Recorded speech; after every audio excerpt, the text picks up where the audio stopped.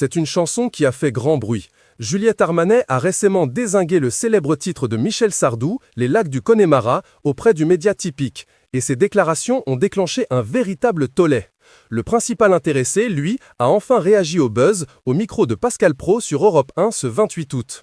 Et les propos du chanteur, qui n'a habituellement pas la langue dans sa poche, sont plutôt étonnants. Michel Sardou ne souhaite pas envenimer la situation.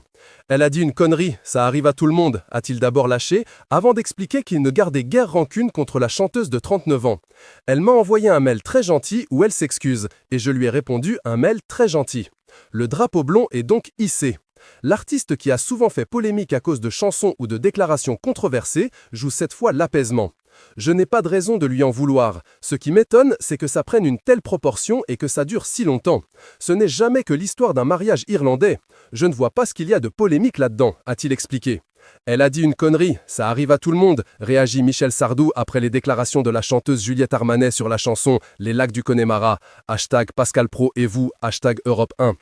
Conscient que ces chansons ne peuvent plaire à tout le monde, Michel Sardou a insisté sur la nécessité d'éteindre la polémique.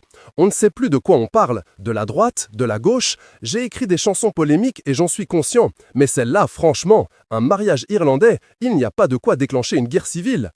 Quelques semaines plus tôt, Juliette Armanet avait été interrogée sur la chanson qui pouvait la contraindre à quitter une soirée. Et l'artiste avait répondu sans hésitation « Les lacs du Connemara ». C'est vraiment une chanson qui me dégoûte profondément. Le côté scout, sectaire, la musique est immonde, c'est de droite, rien ne va. Si Michel Sardou n'en a pas voulu à la chanteuse pour ses propos, Jacques Revaux, compositeur de la musique, avait, lui, été piqué au vif. Jamais je ne suis tombé sur une personne aussi immonde. Elle a de bonnes chansons, elle chante très bien, mais elle ferait mieux de se taire. Je ne sais pas pour qui elle se prend. C'est immonde ce qu'elle a fait. C'est indigne d'un artiste, s'était-il indigné au micro de BFM TV. La polémique n'a en tout cas pas desservi la chanson, puisqu'elle est remontée à la 5e place des ventes sur iTunes, selon le journal du dimanche.